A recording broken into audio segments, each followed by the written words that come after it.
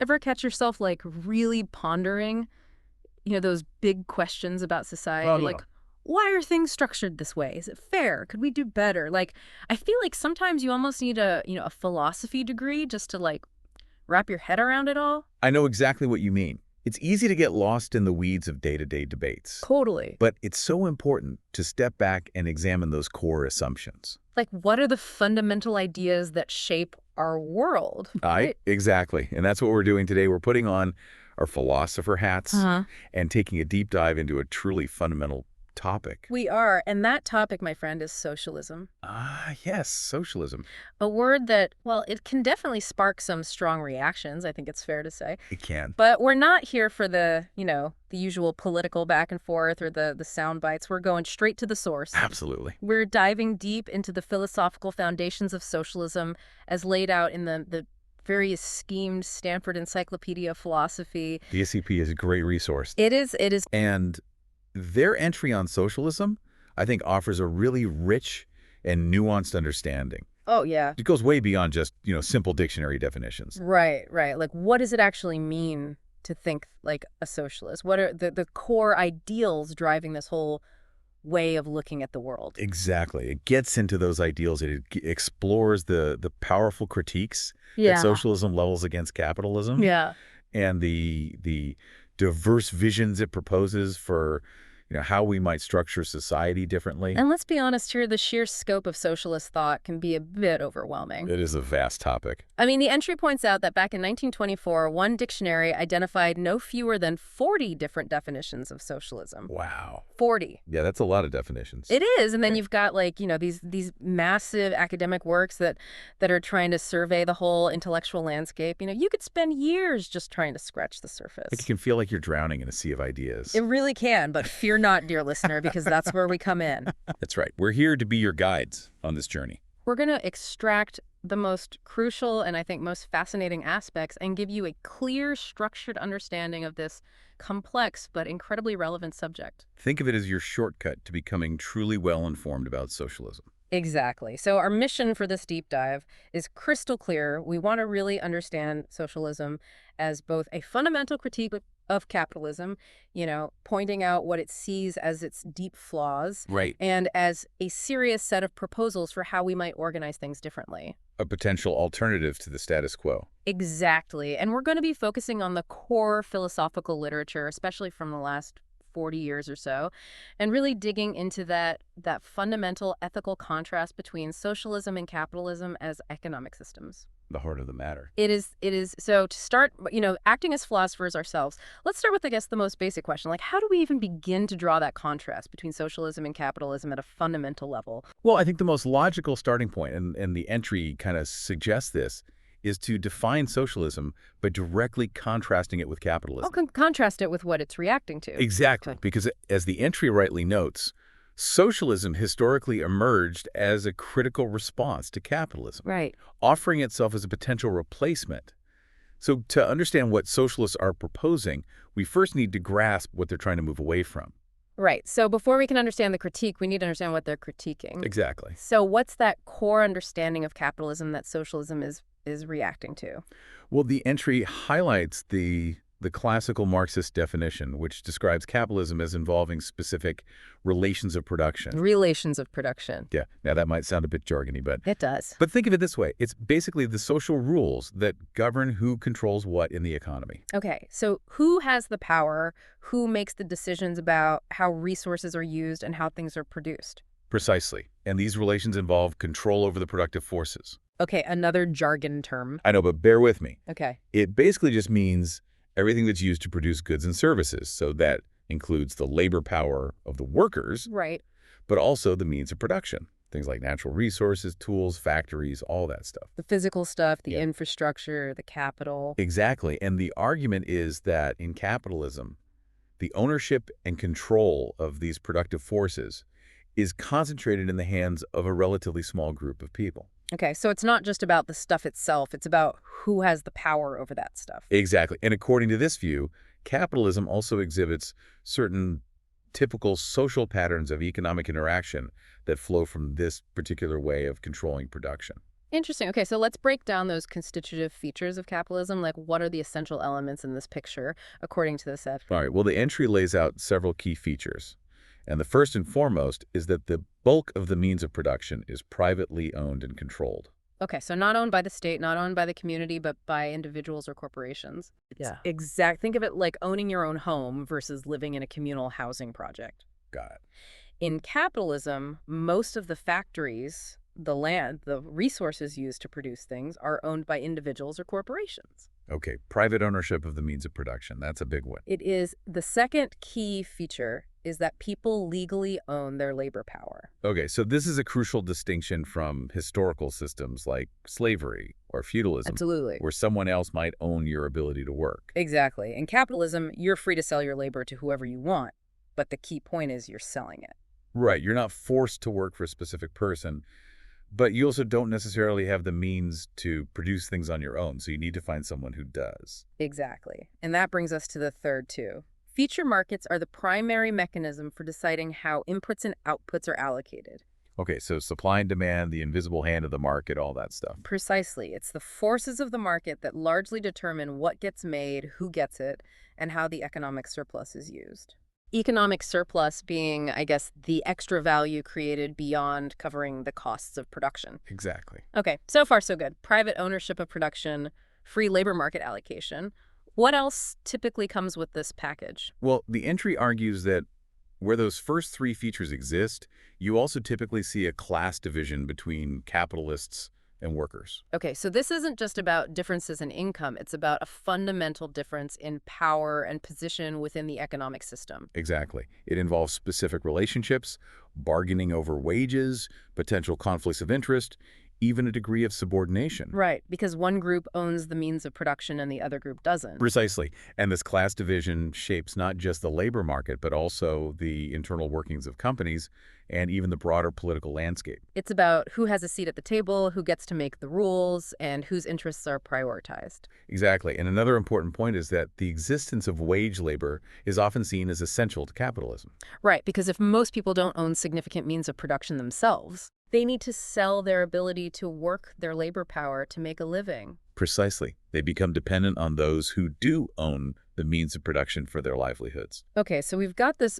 fundamental asymmetry. Those who own the factories, the land, the resources have a certain kind of power that those who just have their labor don't. Exactly. And this leads us to, I think, the final and most crucial feature of capitalism. The entry argues that production in this system is primarily oriented towards capital accumulation. Capital accumulation meaning basically making profit. Precisely. It's about maximizing profit rather than directly satisfying human notes. Okay, so think of it like a business aiming to increase its profits each quarter. Exactly. That profit motive becomes the key driver of what gets produced, even if it doesn't always perfectly align with what people actually need or desire. Exactly. The logic of the market, the need to stay competitive, those forces become paramount, even if they sometimes lead to outcomes that are harmful or even just don't make sense from a purely human perspective. Right. And all of this naturally leads to power dynamics between capitalists and workers, right? Of course. Like we've already hinted at this, but the entry really digs into the subordination of workers within the production process, the capitalist control over what's produced and where investments go, and that constant potential for both cooperation. Right.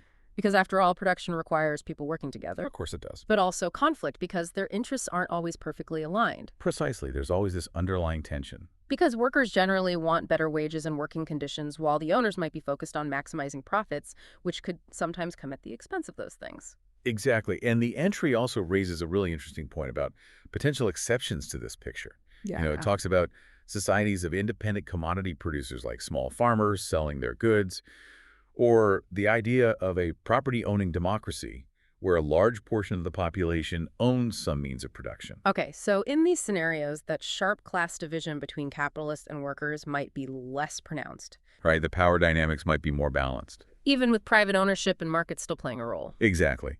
But the entry also kind of poses the question of how stable or how truly feasible these kinds of arrangements are in a complex modern economy. Mm-hmm.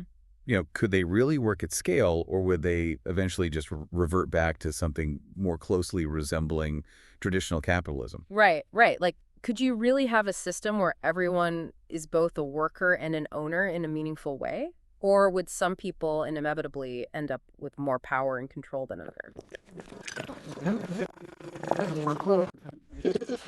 Experiment, though, imagining these different flavors of market-based economies. It is. But with that understanding of capitalism kind of as our backdrop, the thing that socialism is reacting to, Yeah. how does socialism itself define itself? Like, in contrast to that, what's the fundamental shift in the picture? Well, at its minimum, socialism involves turning that very first feature of capitalism we discussed on its head.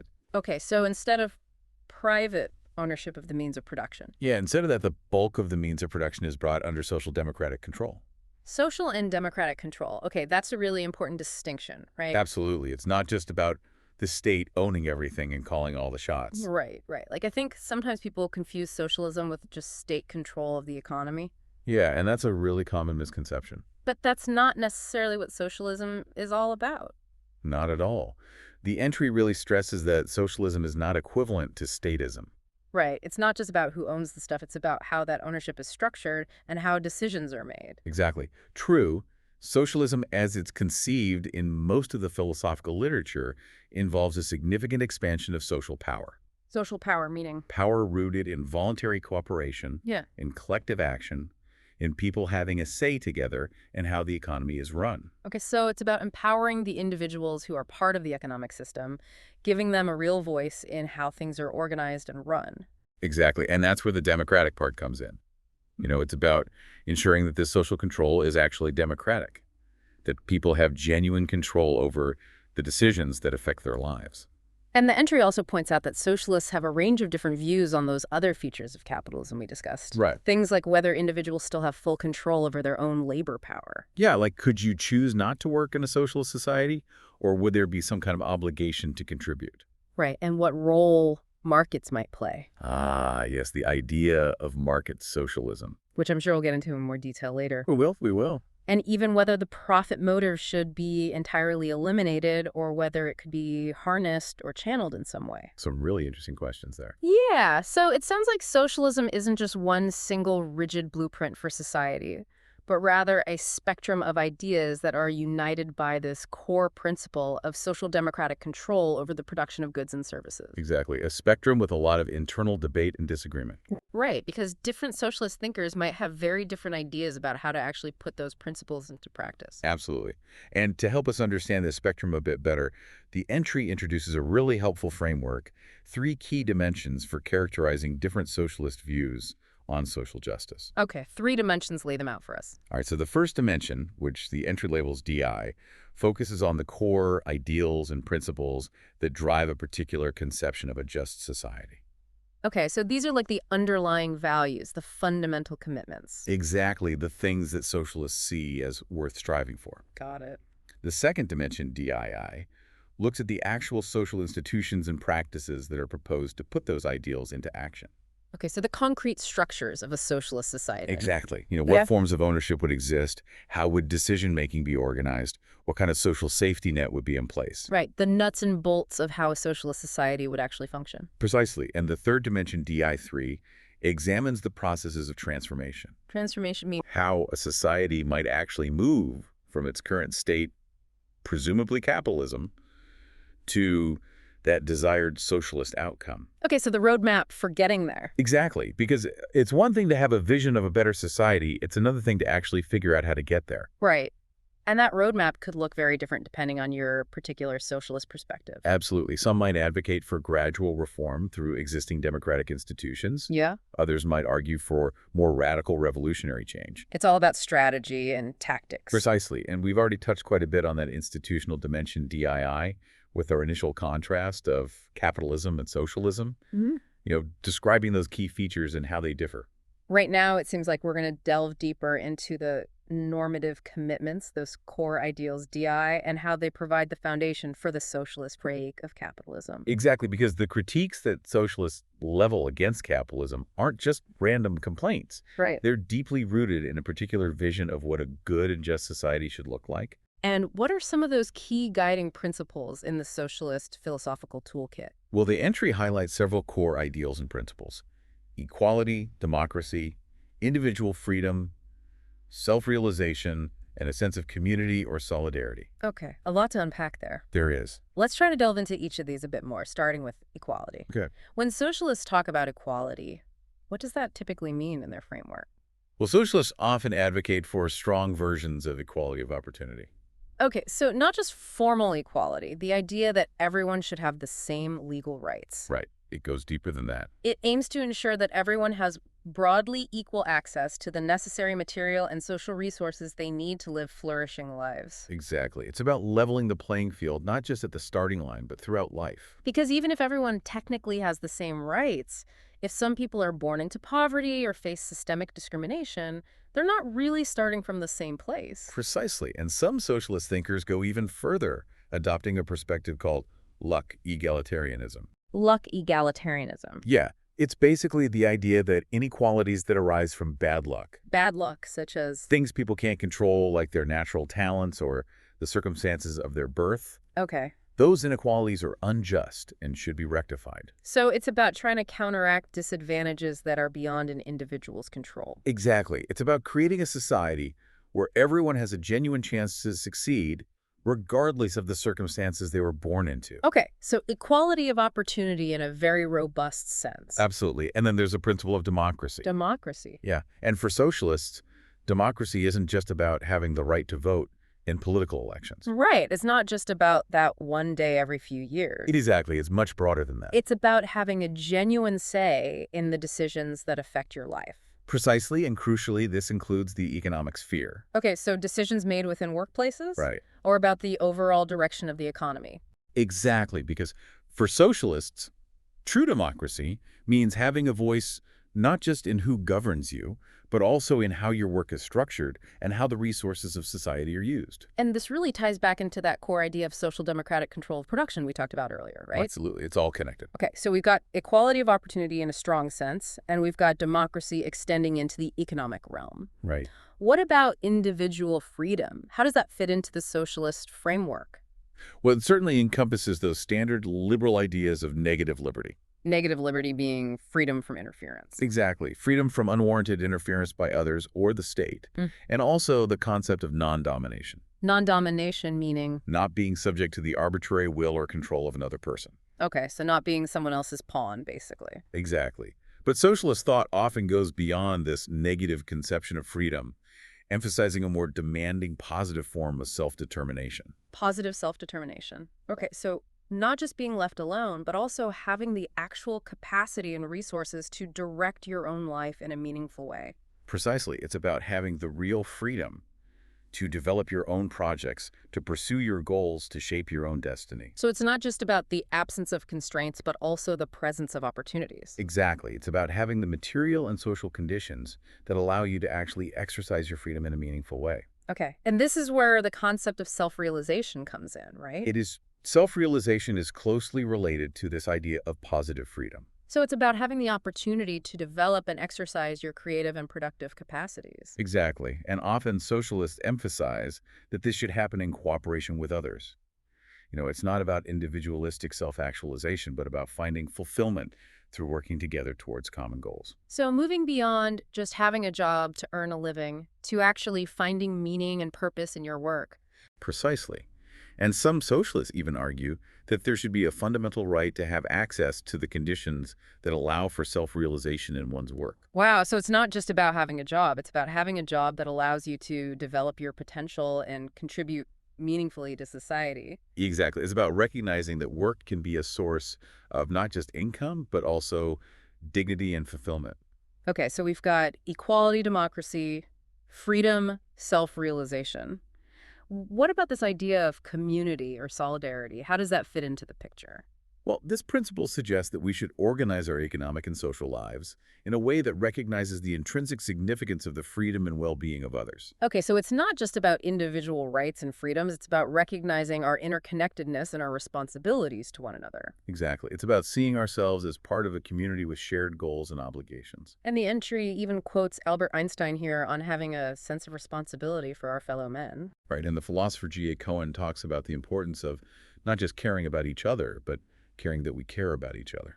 Interesting. So it's not just about feeling empathy, it's about cultivating a culture of care and concern for one another. Exactly. And the entry points out that while community is sometimes seen as a moral ideal that can help temper some of the potentially harsh outcomes of a purely individualistic pursuit of justice, it's also sometimes presented within socialist thought as a more fundamental demand of justice itself. Okay, so it's not just a nice add-on, it's actually an essential part of what a just society looks like. Precisely. And some socialists also see the solidarity as being essential for fostering a desirable form of social freedom. Social freedom. Yeah, where people can act collectively and in support of one another, rather than just pursuing their own individual interests. Okay, so it's about creating a society where people are empowered to work together to achieve common goals.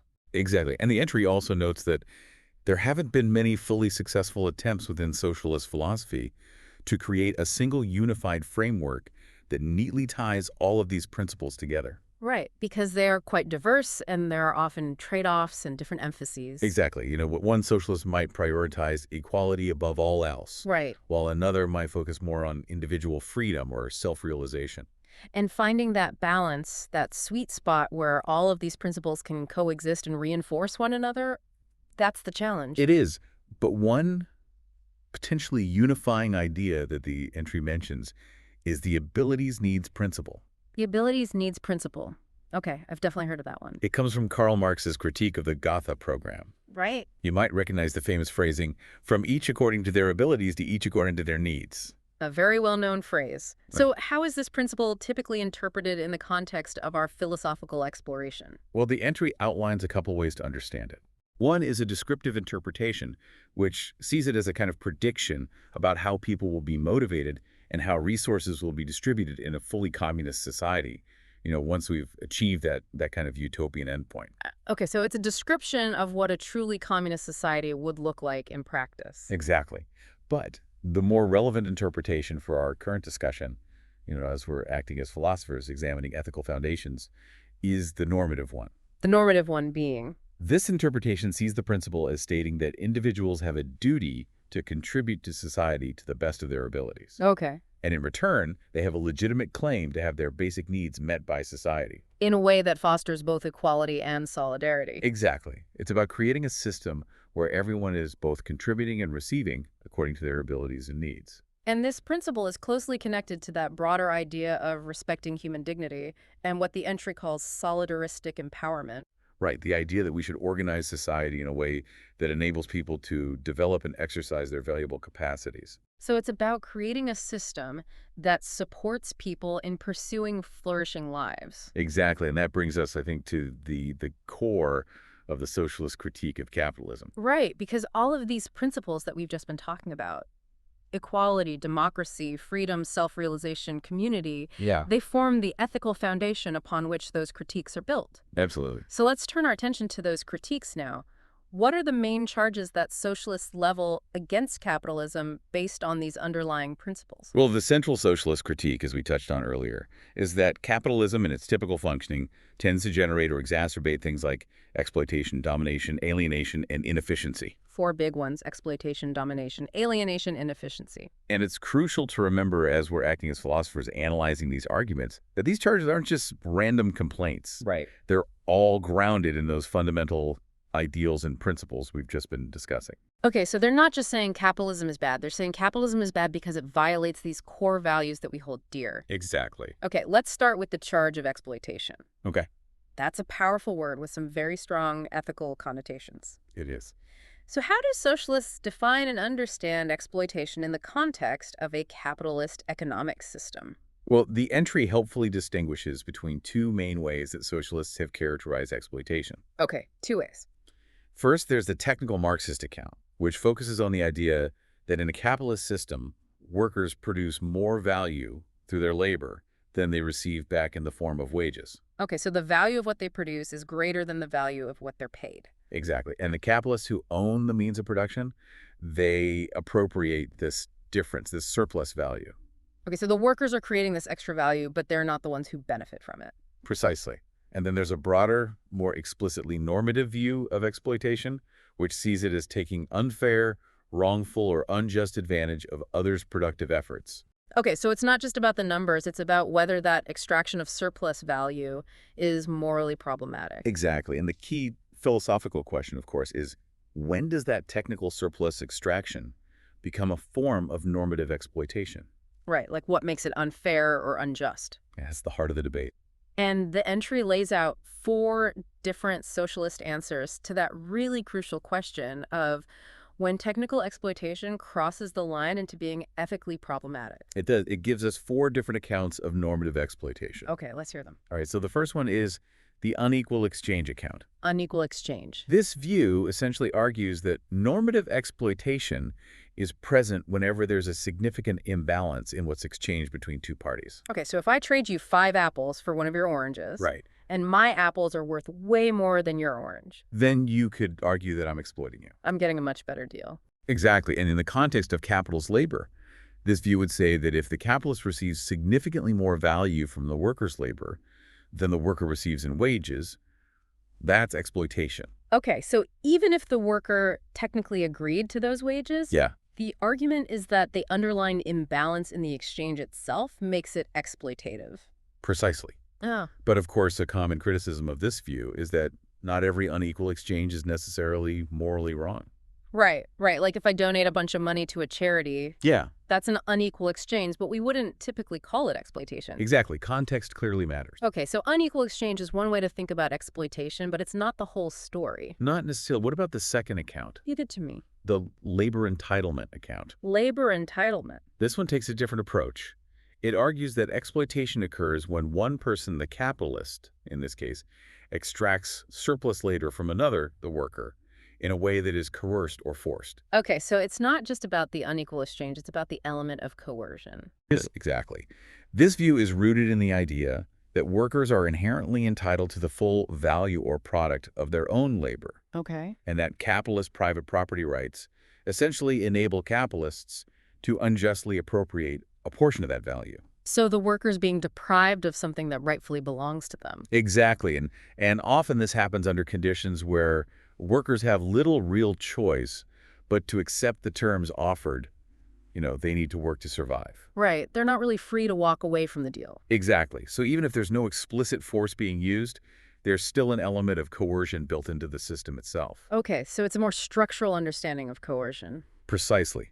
But critics of this view point out that it might have trouble accounting for things like necessary social transfers to those who are unable to work. Right, like if someone is disabled or elderly and can't work, should they not be entitled to any social support just because they're not actively producing labor? That's one challenge, and another criticism is that exploitation might occur even in situations that aren't obviously coercive. Okay, so maybe I'm a freelance artist Right. and I voluntarily agree to sell a painting to someone for a price that's much lower than its true market value. Yeah.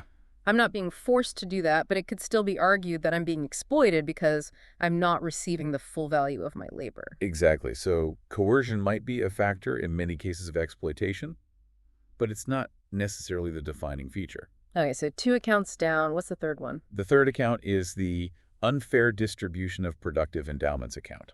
Unfair distribution of productive endowments. That's a mouthful. It is, but it's basically about the initial distribution of assets and resources in society. Okay, so it's not just about what happens in the workplace. It's about the broader social context. Exactly. This view suggests that exploitation happens if one party, uh, typically the capitalist, benefits significantly from the labor of another, the worker, and would be worse off, while the worker would be better off in a hypothetical scenario where the initial distribution of productive assets was more equal. Okay, so imagine a world where everyone started out with an equal share of the land, the resources, the capital, Exactly. and then capitalism is allowed to play out from there. This view argues that even in that scenario, you would still see significant inequalities emerge over time. Because some people are more talented or more lucky or just better at navigating the system. Exactly, and they would end up accumulating more wealth and power at the expense of others. So even if there's no explicit coercion or unequal exchange in any particular transaction, the argument is that the underlying inequality of the starting point makes the whole system exploitative. Precisely. And this perspective is closely linked to those philosophical ideas of luck egalitarianism. Right, trying to correct for inequalities that stem from arbitrary initial circumstances. Exactly. But critics of this view worry that it might downplay the importance of ongoing power dynamics in the workplace. Right, because even if everyone started out equal, the power dynamics that emerge within a capitalist system could quickly create new forms of inequality. Precisely. And they also point out that this account can lead to some counterintuitive implications in certain situations. Like what? Well, imagine a scenario where someone is drowning, Okay, and I happen to be a really strong swimmer. you're a lifeguard. Yeah. And I say, I'll save you, but only if you give me half of all your money. Wow, that's pretty harsh. It is. But according to the unfair distribution of productive endowments account, that might not be considered exploitative because I'm not benefiting from any unfair initial advantage. Right, you're just using your natural ability to your advantage. Exactly. But intuitively, it feels like something is wrong with that situation. Yeah, definitely taking advantage of someone in a vulnerable position. Exactly. So while the initial distribution of resources is certainly an important factor, it's not the only thing that matters. Okay, so 3 accounts down. What's the fourth and final one? The fourth account is the domination for self-enrichment account. Domination for self-enrichment. Okay, this one sounds like it's getting at that issue of power directly. It argues that exploitation occurs if one person, the capitalist, benefits from a transaction in which they hold a position of dominance over the other person, the worker, and they use that power in a way that is disrespectful or unfair for their own enrichment. Okay, so it's not just about the exchange of goods or services. It's about the power dynamic that underlies that exchange. Exactly. And the focus here is on whether that power is being used in a way that undermines the other person's dignity or autonomy. So if I'm your boss Right. and I force you to work overtime without pay, Yeah. that would be a pretty clear example of domination for self-enrichment. I'm benefiting from my position of power over you, and I'm doing so in a way that's clearly unfair. Okay, but what about more subtle forms of domination? Well, that's where things get trickier because it can be difficult to draw a clear line between legitimate uses of power and exploitative ones. Right, like if I'm your boss and I ask you to stay late to finish a project, Yeah. that might be perfectly reasonable if it's a genuine emergency. But it could also be exploitative if I'm constantly asking you to do unpaid overtime, or if I'm using my position to pressure you into doing things you're not comfortable with. Exactly. And that's one of the challenges with this view. It can be difficult to quantify what counts as too much benefit derived from a dominant position. Right, like at what point does a reasonable request become an abuse of power? Exactly. And that's why this account likely needs to be combined with some underlying principles of just distribution to be fully effective. Okay, so it's not just about whether there's domination, it's also about whether the overall distribution of benefits and burdens is fair. Precisely. It's about creating a system where power is used responsibly and where everyone has a genuine chance to flourish. Okay, so we've explored 4 different accounts of exploitation. We have. Unequal exchange, labor entitlement, unfair distribution of productive endowments, and domination for self-enrichment. And each of these accounts highlights different aspects of what socialists see as morally problematic about the capitalist system. Right. They're all getting at this idea that capitalism systematically creates or at least exacerbates certain kinds of unfairness and power imbalances. Exactly. Okay, let's move on to the second major charge, interference and domination. Okay. How do socialists critique capitalism on these grounds, especially when a common defense of capitalism is that it maximizes individual freedom? That's a crucial point. Yeah. The standard liberal defense.